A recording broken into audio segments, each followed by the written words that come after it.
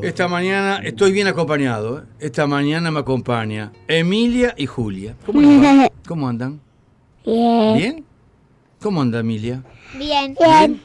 Julia es la que está tomando mate. ¿Te gusta el mate, Julia? Ah, ¿qué edad tenés tú, Julia? ¿Cuántos años tenés? 5. 5. ¿Y Emilia? 8. 8. Bueno, tomando un matecito con Julia, porque Emilia no toma mate. Y con el papá de estas dos niñas, y con ustedes, amigas y amigos, estén por donde estén, estamos conversando esta mañana aquí en la Rueda Mariando. Los buenos días, la bienvenida a Federico Lezama, que es coordinador de, coordinador ejecutivo de esta Secretaría de Accesibilidad ¿Sabes para que la no están Inclusión. prendidos? No están prendidos, bueno. ¿Cómo anda? Bueno, buen día. Muchas gracias. No, como mucho siempre, gusto. Mariando con las puertas bien abiertas para que entre toda la familia. Sí, señor, sí, señor, sí, señor. Y habíamos quedado contigo de intentar redondear, porque hay todo un trabajo, yo siento muy luminoso, muy importante, a propósito de un colectivo grande de compatriotas que no tiene toda la visibilidad que se merece. Y en este marco, bueno, queríamos casi en el cierre de año que pudieras compartir más buenas nuevas que están haciendo desde ese espacio de integración. Bueno, a ver, con el permiso de la Julia, de Emilia. No, la verdad que muchas gracias porque a veces en las entrevistas queda la cosa cortada, siempre queda la Claro, invitación claro. y después eso se termina postergando y la chance de poder concretarlo habla del interés real. Y bien decía, yo quisiera como retomar parte de lo que veníamos conversando hace unos días, esto de la visibilidad. La discapacidad, el eje central de los últimos 30 años ha sido la visibilización y el reconocimiento de la invisibilidad. Y fruto de esa invisibilidad ha sido la falta de acciones en la ciudad. Como no está presente, el de arquitecto, el psicólogo, el trabajador social, el técnico, el político, no lo logra considerar. Y en la medida que se ha visibilizado, se han podido avanzar en un conjunto de acciones importantes. Yo voy a tratar, sí, de mencionar algunos avances porque y ir compartiendo con algunas reflexiones de este proceso. Un elemento central y de los más demandados por toda la ciudadanía y en particular las personas con discapacidad es el tema del transporte. Y en estos 10 años, desde el 2008 hasta hoy, 11 años, ha sido un proceso de avance sistemático en lo que tiene que ver con la incorporación de unidades accesibles. Y este último tirón de este año y lo que va a ser el periodo de esta gestión, se van a incorporar en el entorno de las 200 unidades, que son todas de piso bajo, porque no está pensando solamente en la silla de ruedas, sino que está pensada también en las personas mayores, en los niños, en las niñas, que sea un transporte más amigable y más amable. Y además viene con unas mejoras generales que tienen que ver con la matriz energética, que son unidades eléctricas, que van a tener esto del aire acondicionado.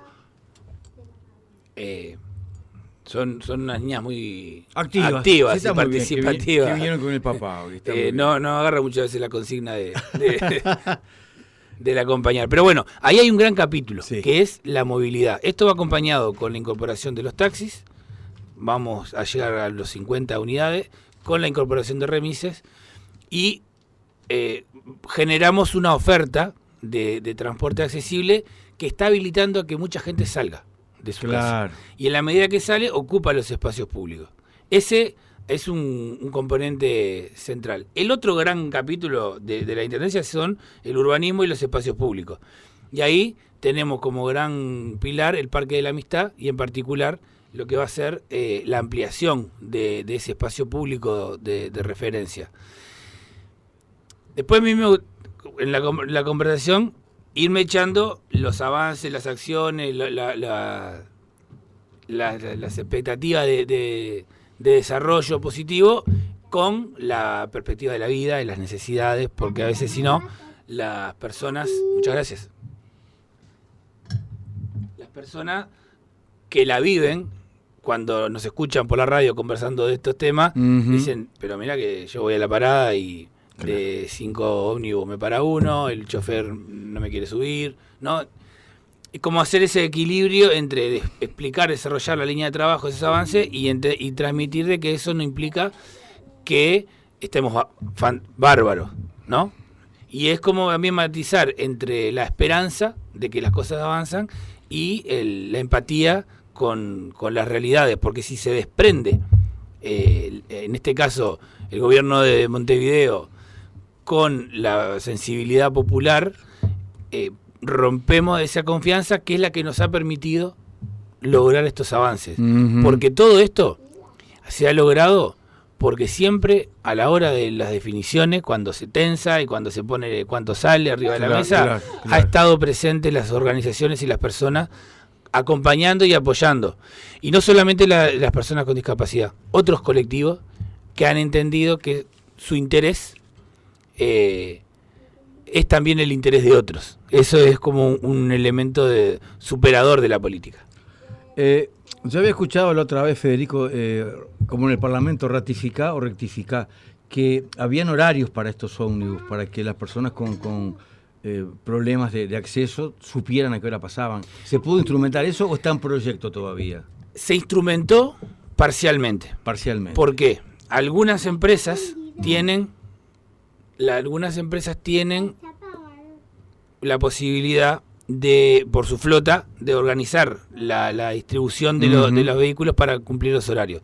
Y otros no lo han podido concretar. Hay un tema de la organización del transporte público, que es la circulación de las unidades, y eso ha dificultado bastante la posibilidad de organizar. De todas formas, aún organizando al detalle las casi 400 unidades que tenemos en el sistema con los horarios fijos, sigue siendo muy difícil para las personas, aunque es una demanda importante que tienen. Lo que sí tenemos es, a través de las aplicaciones, que la persona sabe, además de cuánto demora el próximo vehículo, si ese vehículo es accesible o no es accesible. Claro. Entonces, hay elementos que son favorables para que las personas puedan aprovechar mejor la oferta existente.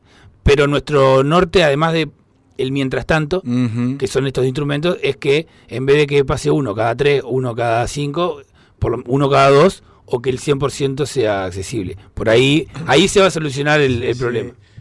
Porque a veces como que convergen distintos intereses, ¿no? Yo recuerdo hace un tiempo, hablando de la accesibilidad en pleno centro, creo que se estaba postulando en aquel momento la defensora del vecino, no recuerdo bien, y estaban justo muy cerca del Palacio Salvo, haciendo esas bajadas accesibles, que están por todos lados ahora, por suerte. Y yo justo iba caminando por esa calle y veo la vereda totalmente rota. Eso en realidad es el vecino, es el frentista que tiene que arreglarla, pero es la intendencia la que tiene que exigir que se arregle. Si no, eso cada vez está peor en todos lados las veredas. Y a su vez a alguien se le había ocurrido acampar en la esquina. Y armó un pequeño campamento, una persona en situación de calle, frente a ese lugar de acceso. Yo le preguntaba, ¿y cómo se arregla esto? ¿El interés de quién? Se construye un acceso que es con el dinero de todos, pero alguien porque se le permite, porque tiene necesidad, o por lo que sea, acampa allí, traba ese acceso, pero a su vez la vereda que debiera permitir circular a este compatriota no se lo permite. Y allí son cosas todas distintas, y participan actores distintos también. Sí. Esto que planteas con un ejemplo muy gráfico, es una gran preocupación social, en particular mi área es de las políticas sociales. Hemos estado trabajando el tema de situación de calle, los aspectos que rodean a la situación de calle, el estado de las veredas, la limpieza, ¿no? Las responsabilidades múltiples de los actores de la ciudadanía y de las instituciones. Y realmente esto es una valoración personal, ¿no? Pero vale la pena reflexionar lo que tiene que ver sobre esto de cuál es el interés común. Totalmente. En el espacio público. Totalmente. Nosotros podemos reconocer los derechos particulares, individuales, pero nos cuesta como sociedad pensar el interés común, de definirlo y defenderlo. con instrumentos. Y eso implica, en alguna medida, que alguien sienta restringida su interés particular. Y bueno, esa es la construcción de lo común, de la sociedad que supere una lógica exclusivamente de los derechos individuales como rumbo y construcción social. Es un debate político de fondo que aplica a la vereda y aplica a la economía, ¿no? Claro, pero la vereda puede ser un buen ejemplo integrador. Yo recuerdo que una vez que hicimos una transmisión, creo que fue en Paysandú, y me bajé en Tres Cruces y tuve que venir hasta 8 de octubre y Garibaldi, muy cerca de acá, y andaba con un bolso, con una cosa que yo iba todo por la vereda y paso por la Esmaco, creo que es la Esmaco allí, sí, y estaba hecha pelota la vereda. Tengo la oportunidad de entrevistar a Rosadilla, que estaba como ministro de Defensa. Le digo, ¿cómo no mandan 4 soldados a arreglar esa vereda? Mirá, no me había dado cuenta, bueno, después fueron y la arreglaron. Cosas que son mínimas. Como un lugar, una vereda que es muy angostita, no asume la responsabilidad. Bueno, la intendencia que no reclama, que no exige que eso se cumpla. Pero en este caso, el Ministerio de Defensa, que no se le ocurre que eso no puede estar de esa forma, de esa manera. Me acuerdo cuando estaba Nora Castro en enseñanza, le dije, ¿por qué todos los liceos y con los profesores, las veredas en torno a algo tan mínimo? Ah, qué buena idea, Alberto. Bueno, pasás por varios liceos y ves cómo están las veredas y en muchos ni siquiera están los árboles en el frente, pero bueno, son cosas mínimas que a veces no nos costaría tanto, ¿no? Un poquitito de coraje cívico y de ganas de hacer cosas, me parece. Las pocas baldosas que faltaban en las Macos, me imagino Rosadilla llamó por teléfono, 2 pesos, y tiene un montón de soldados ahí tomando mate, fueron ahí rápidamente y pusieron la baldosa. Para ponerte un ejemplo puntual. No, pero está bueno lo que plantea. Yo creo que nos falta, y sobre todo porque son experiencias desde actores de gobierno, que ya de paso les mando un saludo, tanto a la gobernadora como al ratón, 2 compañeros con los que he compartido mucho tiempo. Nora estuvo el martes en la sala Citarrosa, hablando de Nora Castro, que ese tiempo no la veía, fue allí cuando presentamos la asociación José Germán Araujo. Que ella está siempre al firme. Creo que ahí hay una ruptura que es el pensamiento integral. Si uno cuando asume una responsabilidad institucional se restringe a su área, a su aspecto, a su dimensión, dentro de esa tiene que recortar, entonces prioriza, y en pro de poder concretar y hacer cosas con recursos restringidos, perdemos globalidad. Y en la ciudad yo creo que nos pasa eso. No tenemos escasez de pensamiento global. Y ahí me parece que entra el rol de los municipios en la dimensión de la cuadra, que integre a los actores institucionales, ministerios, escuelas, ¿no?, lo público, con los privados, y que jerarquice esa dimensión. Porque cuando vos le preguntás a la gente cuáles son sus principales preocupaciones y demandas de su barrio, te habla de las veredas, te habla de la limpieza, ¿no?, como aspecto más allá de la seguridad, de otros temas. Y es una dimensión, una perspectiva a escala humana que la perdemos en la política fácilmente, por los grandes temas, y nos perdemos la política en ese camino.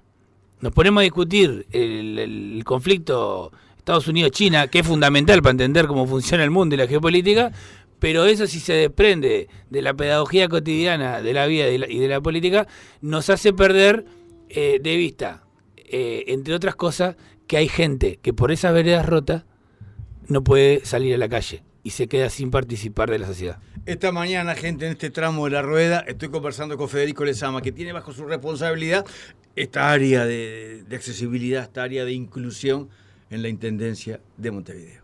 Estamos conversando en torno a todo lo que se ha hecho, que es mucho, todo lo que no se ha hecho, que es bastante, y todo lo que se va a hacer, que eso está bien bueno, y va a ser mucho también, y va a faltar, porque estos temas nunca se terminan. Accesibilidad, inclusión, nunca se llega a un 10, si fuera un puntaje del 0 al 10. Siempre hay que ir a más, ¿no? Es que estamos repensando la ciudad. Claro. Una ciudad que se construyó durante 100 años de manera sistemática. En los últimos 50 años han habido avances, en los últimos 20, grandes inversiones, grandes obras, grandes diseños, y esta dimensión no había estado presente. Entonces tenemos que reimaginar, reentender la ciudad.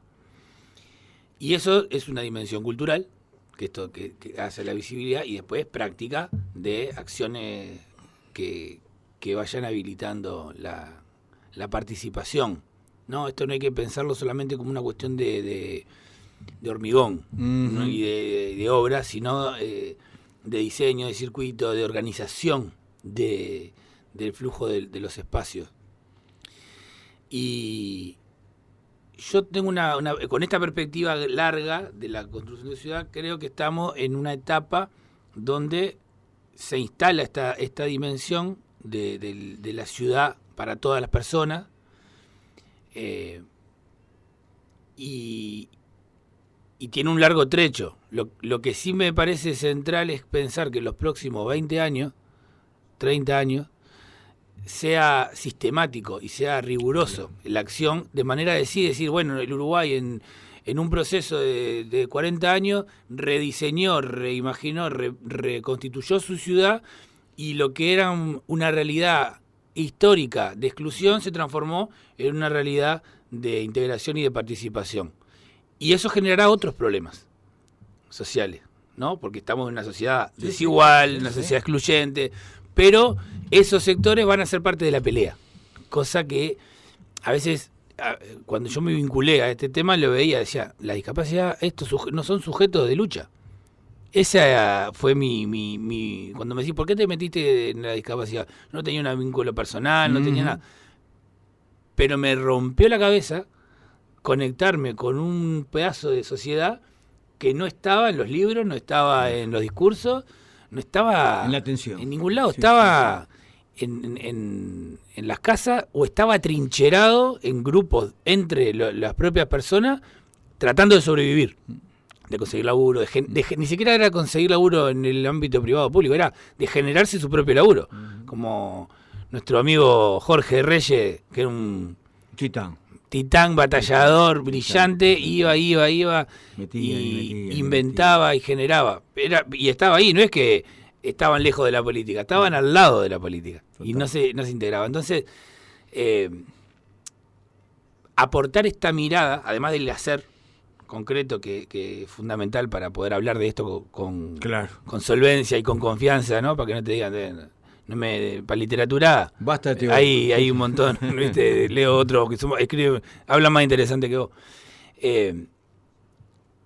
y ahí tenemos la gran síntesis. Fue el plan que traza el urbanismo, la movilidad, la igualdad, la participación, la inclusión, la gestión de la institucionalidad como herramienta de transformación. Y algo que decía al principio, dentro del urbanismo, la movilidad, el transporte, el ómnibus, el taxi, el remis, las plazas públicas, la vereda, en la igualdad y la participación, los servicios. Si vos podés transitar por la vereda y tenés que llegar a un lugar y podés entrar, y que te atiendan.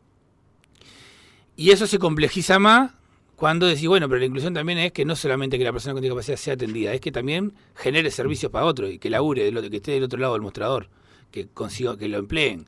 Si lo emplean, tiene un salario. Si tiene un salario, puede tener autonomía. Y tiene autonomía, es parte de la sociedad, construye su vida, se puede emancipar, etcétera. Y ahí ya no hablamos más de discapacidad y hablaremos de trabajadores, en general, que necesitan mejores condiciones de trabajo. Y esto se metió, y acá hubo un cambio notorio en los últimos 5 años, que fue que el movimiento sindical se metió con el tema de la discapacidad. Sí. Y cambió la historia. Y algunos sindicatos con mucha fuerza. Con muchísima fuerza.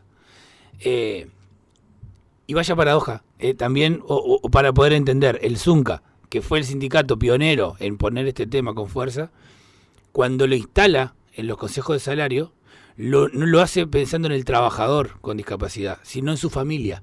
Porque cuando una persona, un trabajador, tiene un hijo con discapacidad, tiene mayores gastos, mayores necesidades de licencia, de cuidado, y eso lo tensionaba para cumplir con el acuerdo laboral. Entonces se generaron licencias especiales, algunos apoyos en esos casos.